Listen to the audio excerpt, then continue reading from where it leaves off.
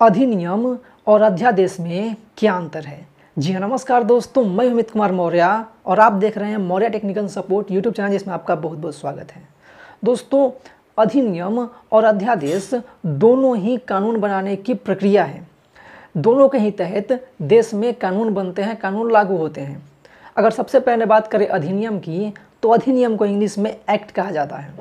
तो जब संसद द्वारा पूरी प्रक्रिया को फॉलो करते हुए कोई कानून बनाया जाता है तो उसको अधिनियम यानी कि एक्ट कहते हैं।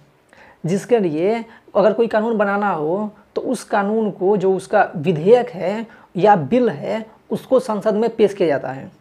इसके बाद उस पर चर्चा होती है, इसके बाद उस पर वोटिंग होती है, और जब वो विधेयक या बिल जो है वो लोकसभा और राज्यसभा दोनों से पास हो जाता है, तो उसके बाद उस पर राष्ट्रपति के हस्ताक्षर होते हैं और तब जाकर के वो एक कानून बन जाता है और तब वो एक अधिनियम बन जाता है।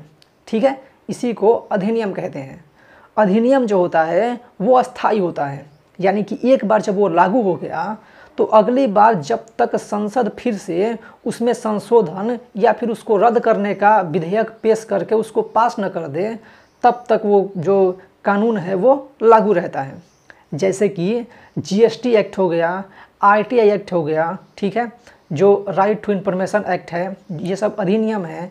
और जो अभी कुछ ही दिनों पहले वक्फ संशोधन अधिनियम लागू हुआ, वो भी इसी के तहत आया था। यानी कि जो साधारण प्रक्रिया है, संविधान के अनुच्छेद 107, 108, 109, 110, 111, इन सभी में जो नियम लिखे हुए हैं, जो प्रक्रियाएं लिखी हुई है, उसको फॉलो करते हुए जब साधारण तरीके से कोई कानून बनता है तो उसको अधिनियम कहा जाता है।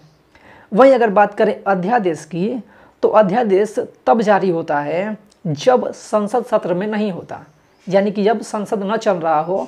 वैसी स्थिति में अगर कोई कानून बनाने की सख्त आवश्यकता होती है और उसको तुरंत लागू करने की आवश्यकता होती है, तो वैसी स्थिति में संविधान के अनुच्छेद 123 का उपयोग करते हुए राष्ट्रपति द्वारा अध्यादेश जारी किया जाता है। ठीक है, और ये अध्यादेश जो होते हैं वो अस्थायी होते हैं। यानी कि कहने का मतलब है कि राष्ट्रपति अगर चाहें तो संविधान के अनुच्छेद 123 के तहत वो क्या करेंगे कि अध्यादेश जारी कर देंगे, लेकिन वो अध्यादेश जो है वो अगले 6 हफ्तों के अंदर, ठीक है, यानी कि विदिन 6 वीक्स वो क्या होने चाहिए कि संसद द्वारा पारित होने चाहिए। संसद द्वारा उसको मतलब कहें कि उस पर वोटिंग करके और उसको एक्सेप्ट कर लेना चाहिए, उसको पास कर देना चाहिए, तभी वो आगे जारी रह सकता है। नहीं तो वो अध्यादेश 6 हफ्तों के बाद स्वतः ही निरस्त हो जाएगा। ठीक है, स्वतः ही उसको रद्द माना जाएगा। तो जो नोटबंदी हुई थी भारत में, वो क्या था, अध्यादेश के तहत हुआ था।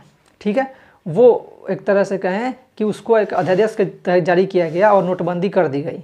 बाद में 6 हफ्तों के अंदर उसको संसद से पास करवा लिया गया। इसके अलावा जो अध्यादेश होती है वो कई बार विवादित भी होती है, क्योंकि कहा जाता है कि सरकार जो है जिस मुद्दे पर चर्चा नहीं चाहती और चाहती है कोई कानून बस लागू हो जाए, तो वैसी स्थिति में वो अध्यादेश लेकर के आ जाती है। जैसे कि जब लॉकडाउन था उस समय 3 कृषि कानून अध्यादेश के तहत लाए गए थे। ठीक है, और बाद में उसको 6 हफ्ते के अंदर उसको संसद से पास करवा लिया गया। लेकिन उस पर इतना ज़्यादा विरोध हुआ 2020-21 में कि फिर जाकर के 2021 में उसको रद्द करना पड़ा, उसको वापस लेना पड़ा। ठीक है, तो एक बार सुप्रीम कोर्ट की भी टिप्पणी है कि अध्यादेश जो है वो ज़रूरी मुद्दों के लिए हो सकता है, लेकिन वो साधारण प्रक्रिया नहीं हो सकती। यानी कि सरकार जो है वो जब चाहे, जिस भी मुद्दे पर चाहे, अध्यादेश ला करके कानून लागू नहीं कर सकती। वो बस तब के लिए है जब बहुत ज़्यादा ज़रूरत हो कोई कानून तुरंत लागू करने के लिए। ठीक है, इस बारे में भी सुप्रीम कोर्ट ने कहा है। तो अगर हम बहुत ही छोटे से और बहुत ही आसान शब्दों में समझें तो अधिनियम जो होता है वो संसद द्वारा पूरी प्रक्रिया को फॉलो करते हुए जब कोई कानून लागू होता है तो उसको अधिनियम कहा जाता है।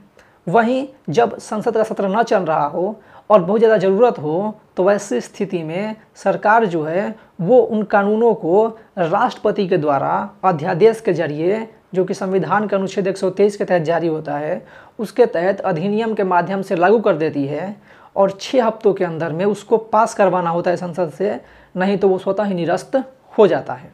ठीक है, तो इन दोनों के बीच में मुख्य अंतर यही था।